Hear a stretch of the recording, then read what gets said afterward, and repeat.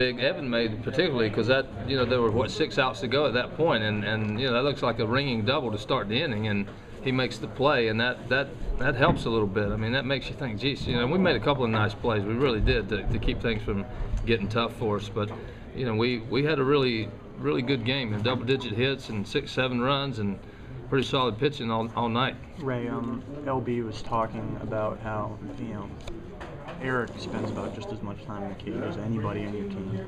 He's constantly in there working. How do you kind of see that on a day-to-day basis? And what about the challenge that, he talked a little bit about it, of having to stay up, even though you're not starting? It's a tremendous challenge, and one of the reasons he's had some opportunities is because of that extra work that he puts in. Last year as a freshman, he wasn't good enough.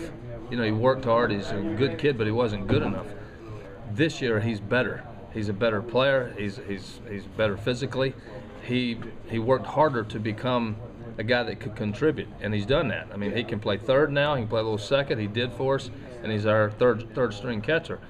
But because of his development, he got some opportunities, and he's done a pretty good job, mainly against left-handers. He's had more success than he has against righties, and that's why he doesn't always stay in there. He hasn't been quite successful against righties, but he's a 300 hitter against lefties. He's done a pretty good job there, and he's earned it. He worked to get in that position, and I was talking to him about a couple of weeks ago, and I said, Eric, as a freshman, you couldn't help us. You've helped us this year.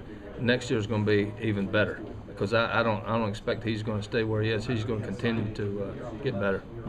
Coach, back-to-back SEC teams, I mean, they know all about you, you know all about them. It's kind of even that way. What role does that play in a game like this? I don't know if it plays any particular role. The scouting report's probably a little easier for them, a little easier for us. We've played, we know each other very well. We watch each other even when we're not playing each other, and it gets back to what I said before this game. It's baseball. Who can string together some hits, who can play good defense and pitch well. The game, I think, does get simplified when you know each other as well as we do. You guys were able to score some runs. They were able to score some runs. I mean, do you feel like it's going to be that kind of game again, or a little pitching went out from this guy? Well, you never can tell. With Stanek on the mound, he's the kind of guy that I would think that next year is going to be a really high draft pick, maybe in the first 10 or 15 picks. He is capable of just going out and dominating the game. I mean, he's that kind of guy.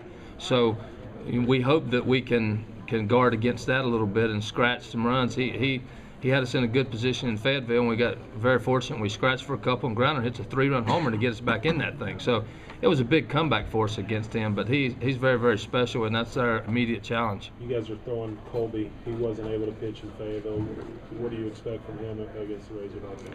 Well, he's been on this stage before. He's pitched pretty well lately, and we know he'll have to be good. They've got some pretty good guys in there and a lot of good hitters, and I think Reynolds is one of the better players in the conference too. I mean, he's a very, very special player over at third base. Ficacello, and a lot of really good players, and the catchers really come on and been hot for him lately, which I pull for a guy like that. He's been very special for them. Can you talk? It was brought up a little bit on Thursday, but the mutual respect between you and Coach Van Horn, and what kind of. I guess we first met here at the College World Series when he was coaching Nebraska. Matter of fact, he left, if I'm not mistaken, to go to Arkansas from Nebraska after the College World Series, and that's the first acquaintance we had. And we we struck up a friendship at the SEC meetings, and we talk a lot philosophically about our programs and how we manage and how we coach players and our patience and lack thereof, all those things. And I have great respect for him. I think he's a tremendous person and a great baseball man, and we have some good conversations.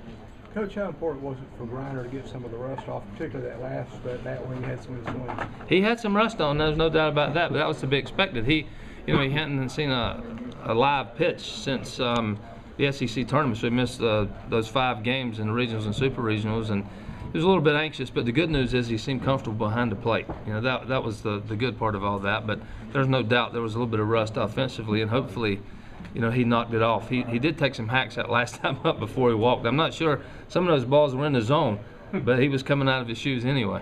Coach, the result was familiar, but you had some new guys, Payne, Ferguson had a couple of hits. LB. How nice was it to see those guys step up their first time out here?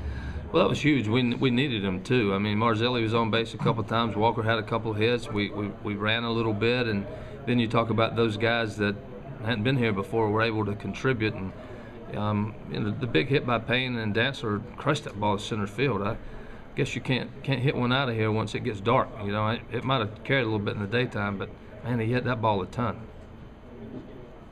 Coach, I know you don't like to talk about the streak, but are you starting to entertain the possibility that this group of guys really can't lose? Nah, not entertaining that at all. We you know, as I said before, until somebody brings it up, we don't even think about it. These guys don't talk about it. We know how hard it is to win. We have great respect for everybody we play. We know we're an okay team, but we don't think we're a great team. We're very much a team of perspective. So we know we gotta scrap and fight and battle to try to get a win, and that's all we focus on. When does the word great enter into your vernacular? I mean, 22 in a row, 12 in a row here, 6 in a row at this stadium, 3 in a row over Florida in the World Series? Probably never, but you know, as I've said before, sometimes you're lucky, and we've had our share of good fortune. The coach in the 7th, I don't know if you've been asked this, sorry if you have, but in the 7th they had 2 guys on and Zunino up, and looked like, I don't know if were you pitching to him at all there? Did you say? That was one of those intentional, unintentional walks, you know, kind of thing that, you know, unless he, you know, just tried to throw his bat at one, we were wanted no part of that. He's one of the best players ever come through the SEC, and he's destined for a great big league career. And he's had plenty of hits against us, and we didn't want that to be another one. You hinted at it a little bit in the press conference. That moment seemed to be pretty big. I know I hit it pretty hard, but right at him, and it seemed like you guys seized the momentum. Well, we were fortunate. I think Webb comes in, makes a pretty good pitch on Tucker. He flies him out to the left, and then Johnson squares one up. I mean, he squared it up, and it happened to be right at Matthews, and that ball goes down either way. It's a different ball game at that point, but we called a break there. Coach, where does Eric factor in position-wise down the line in his career? Like, I know you guys tried him some at catcher, but where does Payne, do you think, wind up? He said he's never really had one position. You know, I think, you know, as I sit here today, it's going to be hard to keep him out of the lineup next year, and I'm thinking maybe one of the corner spots in the outfield will be easier for him to attain. He played second base for us a number of games this year, did fine. Right. You know, he can play third. He could play first. He is a very versatile guy, so I feel as I sit here today, he's going to be in the lineup next year. Catcher, probably not. No, probably not. Guy, no. Yeah, I would think he'd probably be a backup as a catcher. He'd give you an emergency guy. But, you know, Dantzler has been phenomenal at third. But I think Payne will find his way into the lineup either in the corner outfield spot or maybe over first. Batter's box. He's got to be in the batter's box. He's strong. You know, you can't tell, and you know you can't go by numbers. But if you go watch us take BP, Eric Payne hits him farther than anybody.